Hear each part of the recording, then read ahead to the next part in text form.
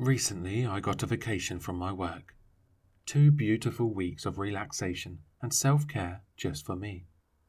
Of course, the certain circumstances we're in right now forced me to change my initial plan of travelling and actually doing stuff, but free time is always welcomed in my book. I spent most of my days and nights playing video games or binging series and movies. As usual, this also caused my sleep schedule to become an irregular mess. I would go to sleep and wake up at all hours of the day or night, which put me on the receiving hand of a lot of judgment from my roommates and best friends, Nicholas and Jess. One night I woke up a bit after 3 a.m. I had just had around 6 hours of sleep and was totally parched. Not wanting to wake anyone up, I tiptoed to the kitchen, keeping all the lights off. I had been living in this house for 4 years now. I could navigate it with my eyes closed.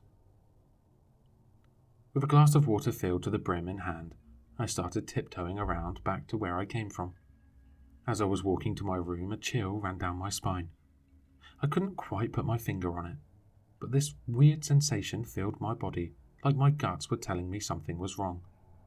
Wary of my surroundings, I stood in the darkness of my living room, trying to understand the source of this feeling. Failing to comprehend what was happening, I dismissed the feeling as nothing more than a product of my half-asleep mind. Being alone in the dark certainly helped my brain fill every corner of my house with shadow monsters and spooky ghosts. My eyes had adjusted to the darkness by now, revealing the truth of the monsters and ghosts as being common objects. Looking around the room with a half-smile plastered on my face as I laughed at myself for being scared of the dark, I noticed a person standing under the streetlight in front of our house.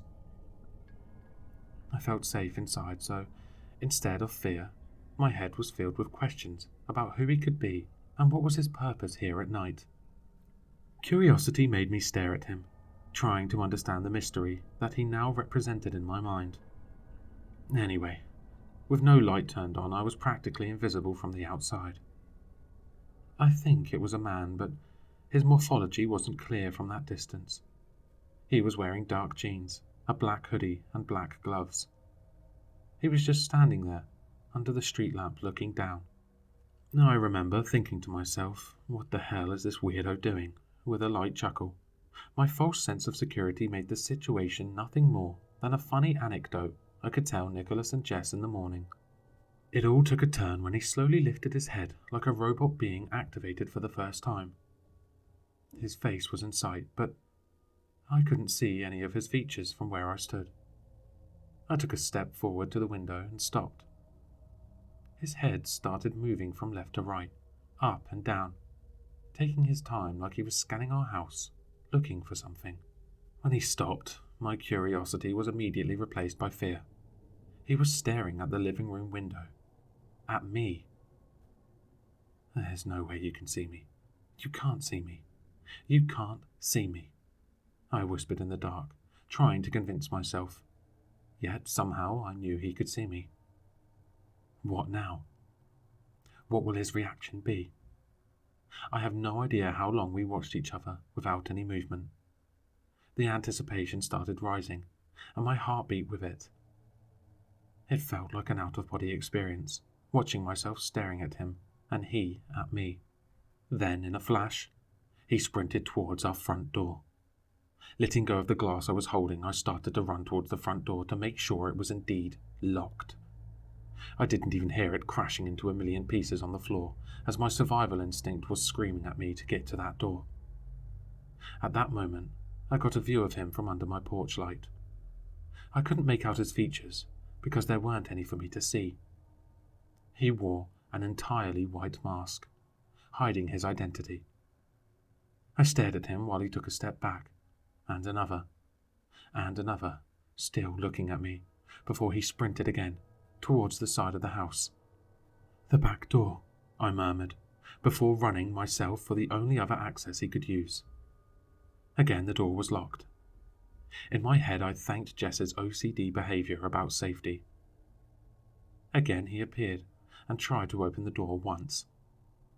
When he couldn't enter, he took a step back like earlier, but this time he raised his left hand, showing 3 fingers before lowering one. He then walked away in a nonchalant demeanour. I followed him with the windows until he was out of sight. I just collapsed on myself and started bawling like a baby, proceeding to wake Nicholas and Jess in the process. Between my tears and wheezing, I explained what happened.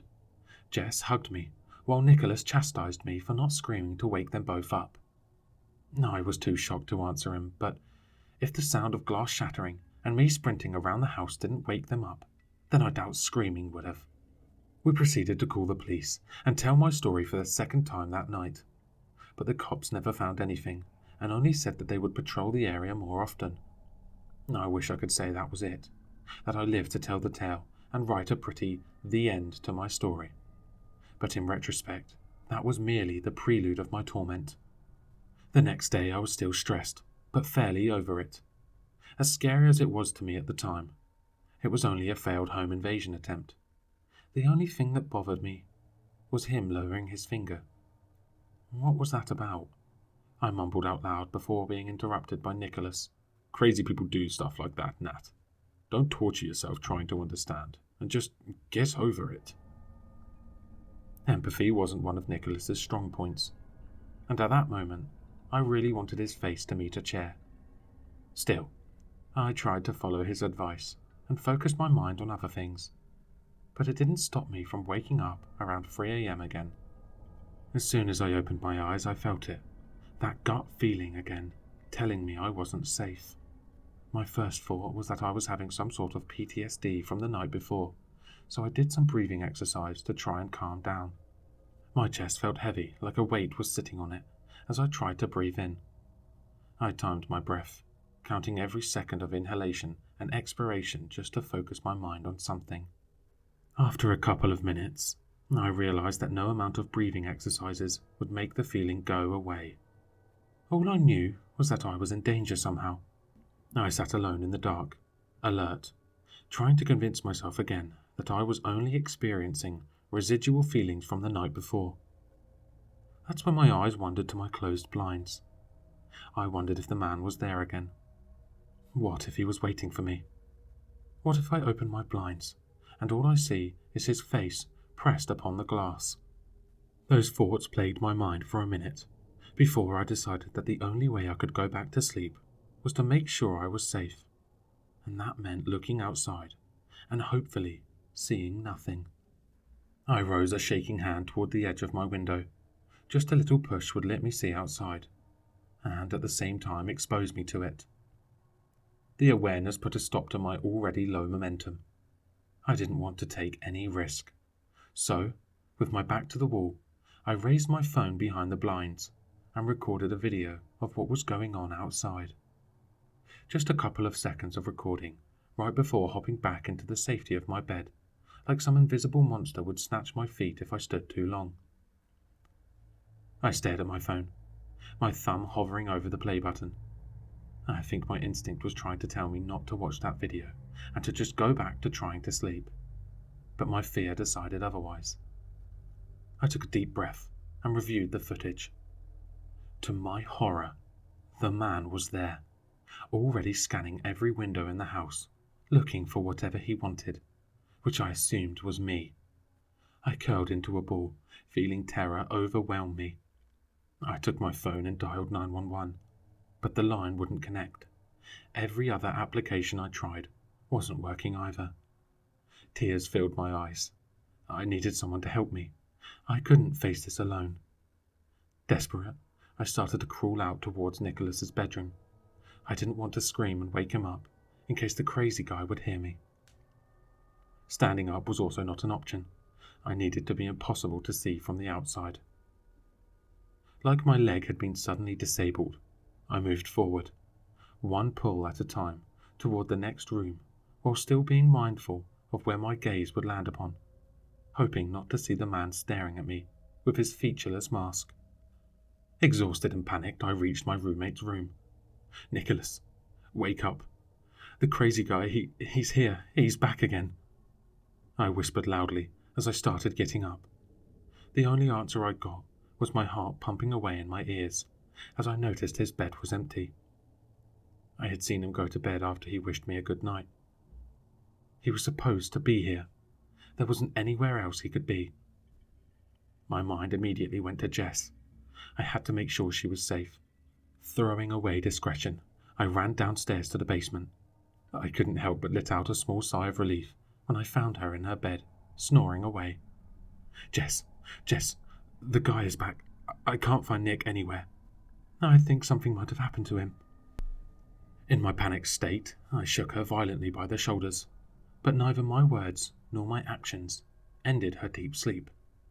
Without any warning, she stopped breathing, and her body started to dissolve into a fine dust. Tap, tap, tap. I froze in place. Tap, tap, tap. I knew it was him, trying to get my attention. Tap, tap, tap. But I refused to look at him. I kept my eyes closed. There was a last set of tapping, and then nothing. Was he gone? I dared a look outside. He had left, but a message was there in his place. In the foggy basement window of Jess's room was a crossed out 2, followed by a 1. That's when it hit me. The 3 fingers the man held up the night before. It was me, Jess, and Nick. And now I was the only one left. That was a couple of hours ago. Others have joined him outside. There are about 50 people all wearing the same blank mask in front of my house. I feel like they can see me through the walls or something, because wherever I go in the house, I can feel their eyes on me. I barricaded myself in my room with food and water, but I don't think it matters anymore. I searched the internet for any information that could help. I did find some other people claiming to be stalked by people with the same blank mask. They always post once or twice about it, before never writing anything again. One guy even posted a video of these people surrounding him, chanting some kind of sentence over and over again. People in the comments said it sounded something like, and apologies if I butcher this, Id, emitsiv, submissivos, tepet ka irefni, enimodo. But I have no idea what it could mean. The crowd have been saying something in unison for the last hour or so.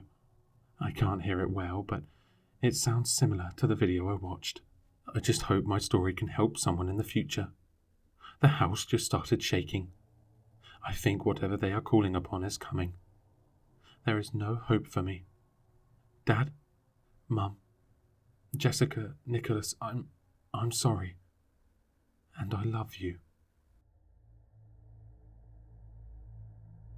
Hello, listeners. If you enjoyed this story, please check out the author in the description. For more content, leave a like, comment, and subscribe for more sinister readings.